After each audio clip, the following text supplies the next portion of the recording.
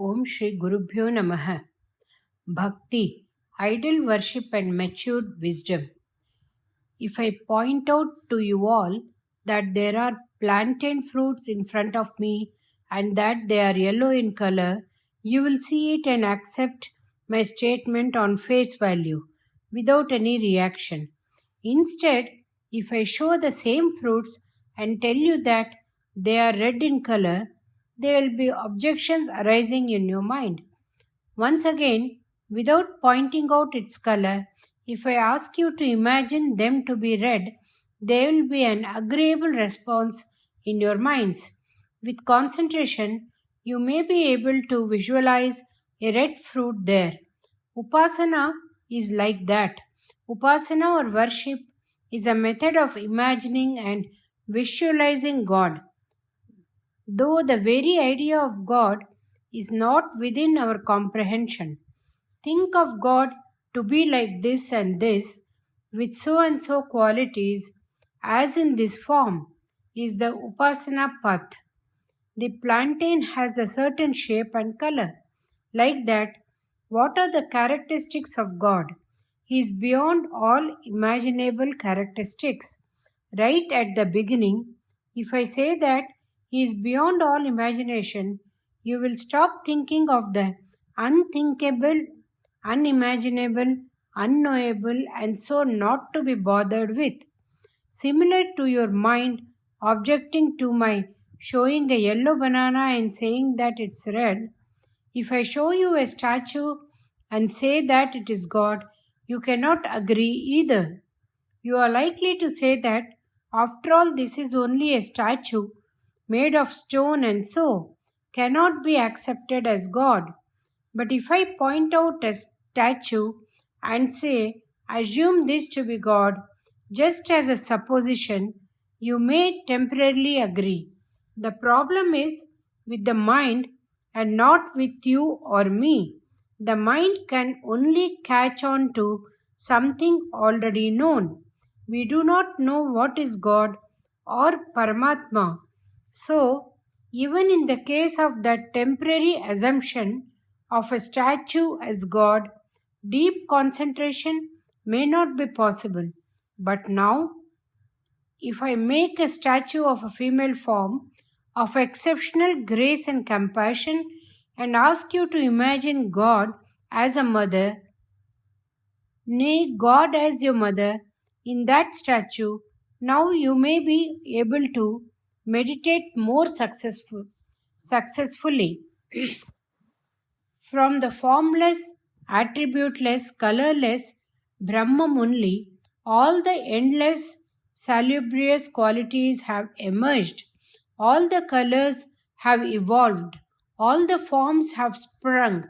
For each characteristic form, there are the corresponding shape, size, symbol, weapon, stamp, or mudra, enabling us to meditate on the otherwise ununderstandable idea of God. God, who is everything, blesses us through that form in which we approach Him. He lifts our minds successively to a stage beyond mind. In the mindless state, we can partake of the formless as it is. In the early stages, if we think of a formless God, we are not able to grasp. If we initially pray to God with form and qualities, as our devotion matures, we will be able to enjoy Him the way He is. Initially, you have to involve the mind. Through the mind has to be won over. When you call the yellow banana yellow, mind has no job there. It will immediately start its vacillations. At the end, again, when you know God the way He is, again there is no job for the mind. But at that stage, the mind is no more. During the Upasana, if you think of God in a particular form, for that there are specific mantras, specific procedures with certain restrictions in behavior and diet. When you mature in the process, procedures and restrictions drop off.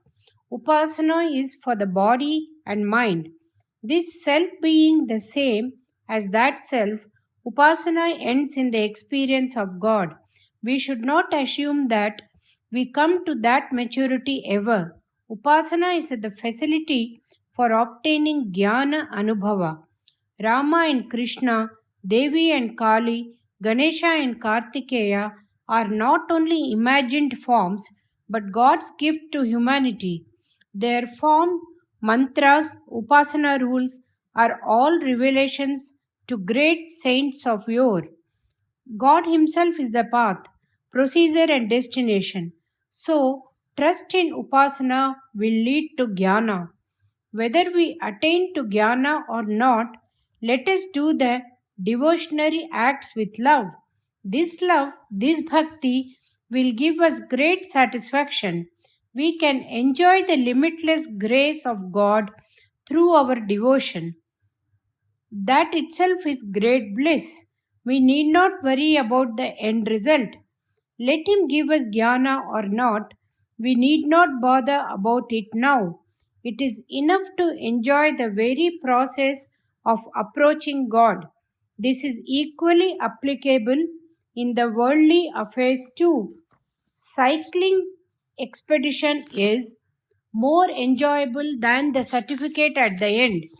Doing the research work for a doctorate is more fun than the appellation. Sugar candy is sweeter than talking about it. So, let us pray to God to give us unshakable belief and make us love to love Him. Worship in the temple. To be thankful for the assistance received is a good habit and duty too. For the man who is not capable of creating even a blade of grass to express a sense of gratitude to God who has provided so much of everything in abundance is an inescapable duty. We must offer the food to God before we eat it because it is His grace. Having shown it to Him, eventually we are only going to eat it. All the clothes and ornaments we wear are His blessings only. So we must offer to Him the best of clothes and ornaments. This may not be possible in everybody's household.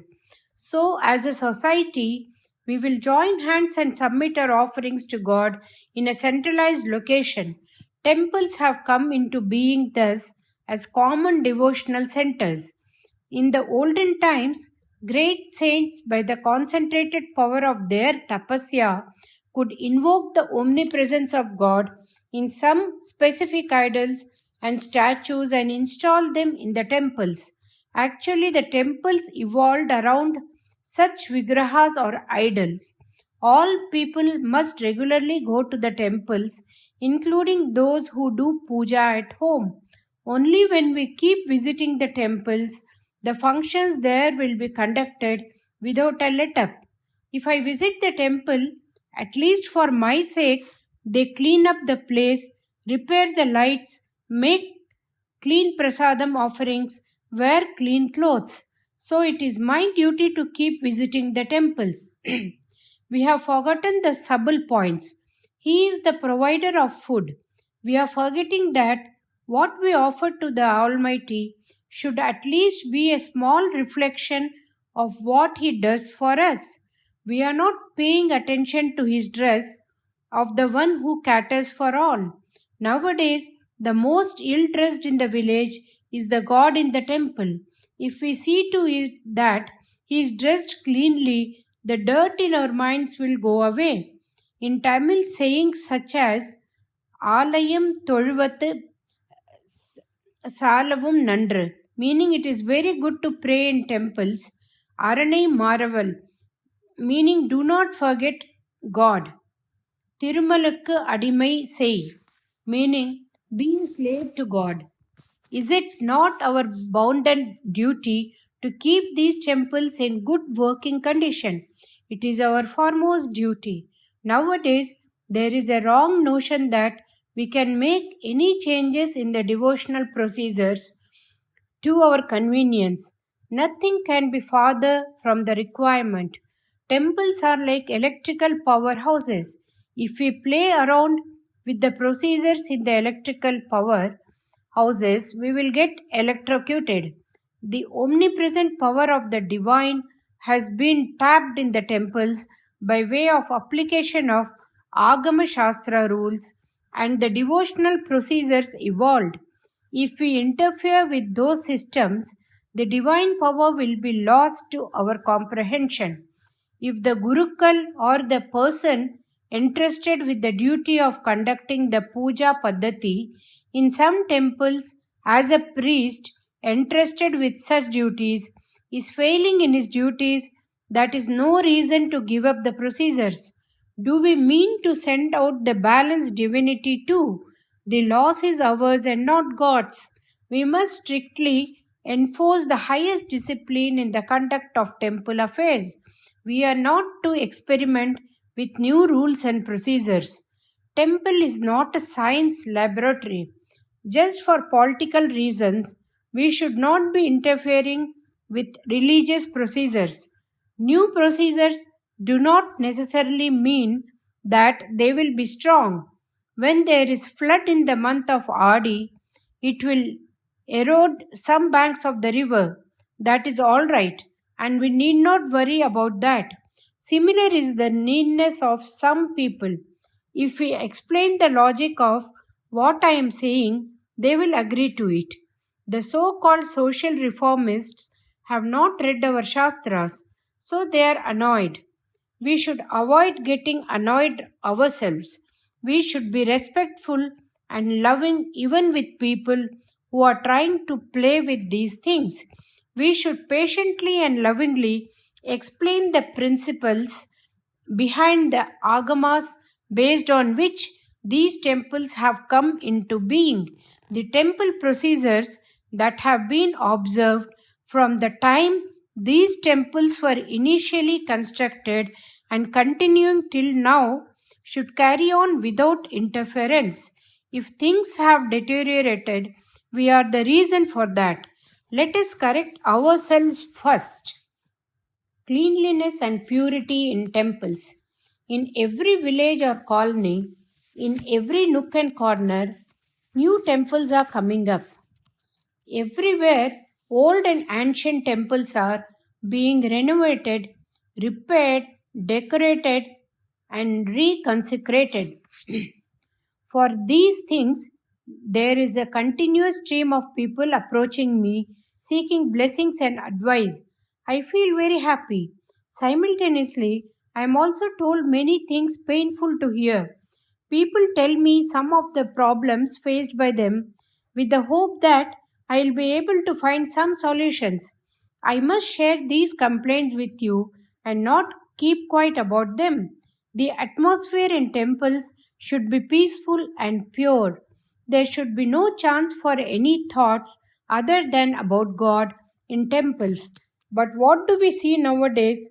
In many places, the temples are surrounded by all variety of shops selling all sorts of items such as tea, coffee, cigarettes, and bidis. Many areas of the temple itself are being let out on rent for business purposes without much control on what is being done in those premises. In some places, other than the Swami, everything else is on rent. The temple management itself are involved on the grounds that this fetches much revenue. In such surroundings, our responsiveness to divinity reduces, affecting our devotion. Office buildings, cottages, etc.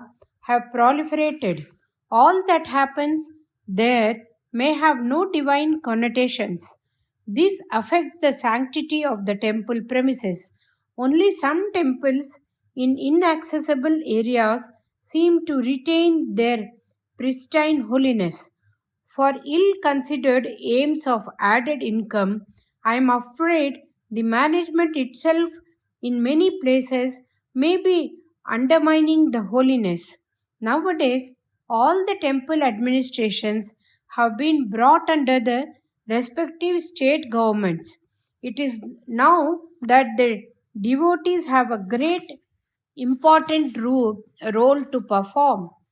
The postings of executive officers in each temple should be related to the schedule of activities in that temple. If they start some important project or activity, they should not be posted out before they successfully complete the project. They should be enabled to develop work satisfaction. The inner areas of temples should be maintained spotlessly clean.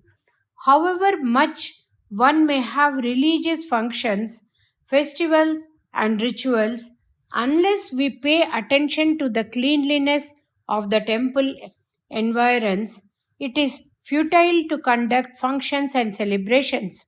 Public opinion has the power to influence temple management on this. Nowadays, college and school boys and girls go on educational tours for some 45 to 50 days. They hire buses for this. They visit temples during such tours. Some of the girl students may be having their monthly periods. It is anathema to visit temples in such condition. Many of them may not even know that they are doing something wrong. Some so called reformists may ask, Samik edu thirtu, meaning that God cannot be affected by monthly periods. The unaffected God is everywhere. You do not have to go to temple in such condition, not for the God's sake, but in consideration for other devotees' sake. In temples, we have to take care not to adversely affect the sanctity by strictly adhering to the rules.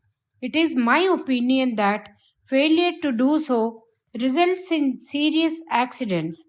Then there is no meaning in wondering if godliness has lessened. Even an accident is only a punishment to correct us. Human errant behavior can and does provoke the benign nature into malignant fury. Cottages and excursions pave the way for entertainment and make merry, rather than devotion and bhakti. What we may not do at home, we tend to do on such occasions. But why do it in the divine presence in temples? Knowing this to be so, if I keep it to myself without warning you not to do so, I will be failing in my duties. I pray to you all to pay particular attention to keep the temples clean. Endeavor to keep your mind and body clean when you visit the temples. To be able to derive the maximum benefit from such visits, I pray to God to keep you on the path of physical, mental, and spiritual cleanliness. Temples and fine arts. 2000 years back, Megasthenes visited India and commented on how people of this country were living then. He says that Indians do not know as to how to bluff. If they found some money on the road, they would not even pick it up. How I wish people were like that today also. What was the reason for such noble, lofty behavior then, and why has it touched rock bottom now? It is the ambient atmosphere of those days and the changed environs now in the reason. In the days of yore, everybody went to the temples. There they heard talks on Ramayana and Mahabharata. For conduct of such talks, funds were specially provided. Any dance or drama programs were also related to divine matters with moral directions. People worked the whole day for their respective professions, visited the temples for spiritual solace, and heard these stories of exemplary behavior. So they were automatically motivated to better behavior. But nowadays, there are too many distractions and temptations through cinema and television, glorifying corruption and immorality.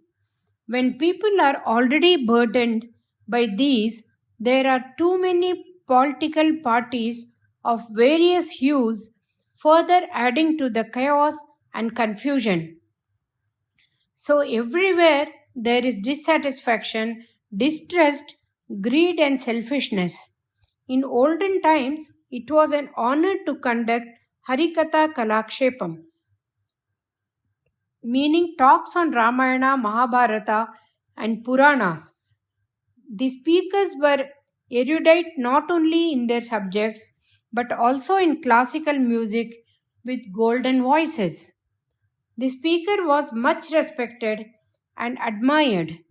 The profession carried on from father to son, generation to generation, but now those who are in such professions feel so pathetic about their lot that their profession is coming to an end. Similarly, those who are archakar, meaning gurukal or temple priest, wish that their children should find some other livelihood. Earlier, the kings of South India paid particular attention to do their level best to encourage bhakti and devotion. They made sure that temples were constructed and consecrated exactly as per the Shastra and Agamas. They provided and ensured continued availability of funds by allotting vast areas of forest and arable lands to the temples, making all the income available from forest produce and cultivation to the temples. This made it possible that generations of specialist workers, artisans, artists, and architects were looked after.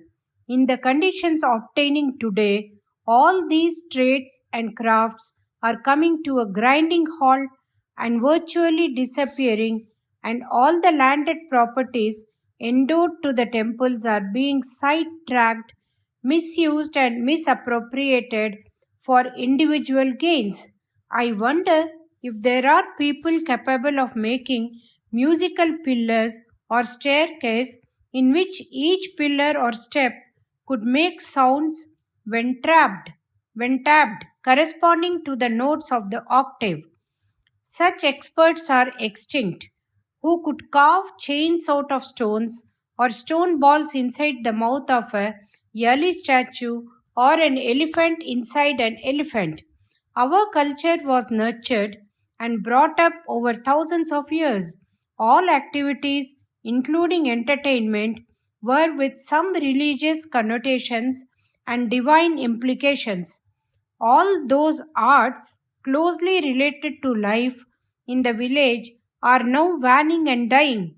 The man who used to tell Bharatam while playing on a uduku, a type of drum held one hand in the Draupadi Amman Kovil, those who used to dance Karagam, those who used to conduct a Kootu on the life of Harishchandra, such folk culture are becoming extinct. Once in a while, some minister gets himself photographed with some people dressed up with some peculiar garb, and that is the end of Kuthu, Karagam, and folk culture with some coverage in some newspapers and magazines. What was the condition in this country when temples were centers around which arts and crafts thrived is described and certified by Megasthenes. What it is now is what we are seeing for ourselves. Everywhere there is deceit, fraud, greed, dishonesty, and thuggery. There is only one way out. Go back to the old ways. However modern one may become, still all the old values of honesty and truthfulness have relevance. The temples were created by the greats of the past. These should be protected and maintained exactly as per the Agama Shastras. Around them, all the related Katha Kalakshepams, Karagams, Kutus should be encouraged to revive. Through this, many artisans and craftsmen will thrive. The general public will be motivated towards high morals by the power of suggestion. This one country will thrive and the whole world will benefit. Temples and hospitals. There are people who hold the view that To serve humanity is to serve God. There is no need for a separate service or puja to God. They believe that there is no need for temples and prayer halls, and that all of them should be turned into schools and hospitals. They ameliorate the lot of to ameliorate the lot of human beings, to care for them, to feed them, to educate them, to cure them of diseases are all very noble indeed. When you say, Jan ki seva Janardhan ki seva hai, Nar ki seva Narayan ki seva hai, that is same as saying to serve humanity is to serve God. I hold the view that the opposite is also true. That is, to serve God is the best method of serving humanity. You treat someone and cure him of disease and send him home. But after that, don't they have to live as good people? If they prove to be a source of threat and pain to the society, what is the use? If they are on the path of self-destruct, your curing them is in vain. There are many persons brought to me who are mentally sick or disabled with the request that they be cured. I think inwardly on the above lines and do not tell it to them who are requesting me so as not to hurt them. Now I am generally loudly thinking and commenting. When we knowingly commit an error, it becomes a sin. So if somebody has no control on his mind, no sin can accrue to him, whatever he or she may do. They are frank and straightforward. They can never be hypocrites. Like children, they say whatever comes to their mind. So I used to think as to why should I try to cure them and thereby make them vulnerable to further accumulation of sin and papam. It is not enough to remove the ailments of the body only. It is more important that the patient is cured of the disease of bad and negative thoughts. Similarly, we institute schools and colleges. If the literate population coming out of the schools and colleges are not morally sound, what is the use? If the educated are lacking in devotion, discipline, sense of service, and sacrifice, we will only be increasing the social burden.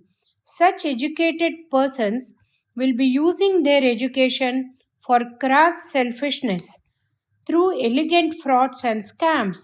Man's life does not end with schools and hospitals. To make him and her truly morally very good in the aim to make them important, useful members of the society is the goal.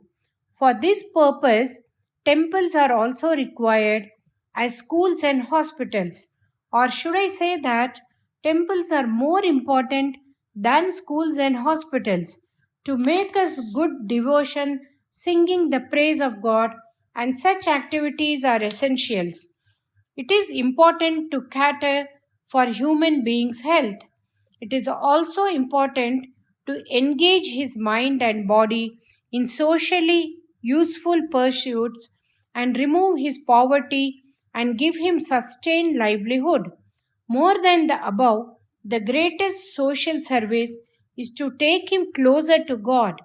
Unless we ourselves are regularly involved in meditation and devotion, we will not have the power to influence others in this noble task.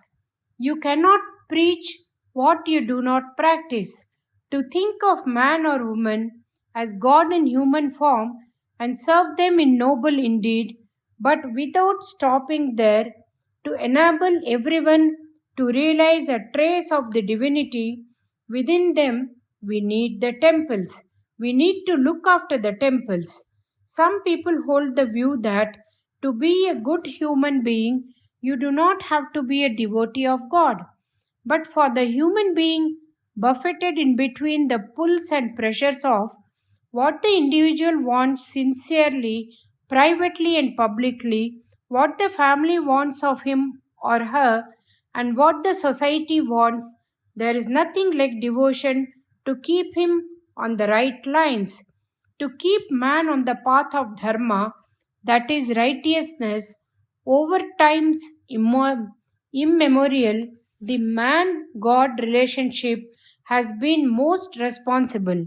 Man's inner awareness is that there is a God, that he is more powerful than anything and everything in this world, that he is the ever present witness, that he in the embodiment of justice, that even when forsaken by the entire universe, God's will be done. It is this man God nexus that has kept man in the path of righteousness. The aim of devotion is not only to make us good, the aim of devotion is to know our casual power and slowly but successively drop off the differences between this ourself and that his self, and thereby know our oneness. This automatically enables the sincere devotee to become an excellent human being because it affects the inner attitude of considering everyone as his own self rather than affecting only the outer behavior. To construct a temple with spires aspiring to reach for the sky, thereby to remind the onlooker to think of God, is the greatest social service. Om Shri Mahaperiva Sharanam.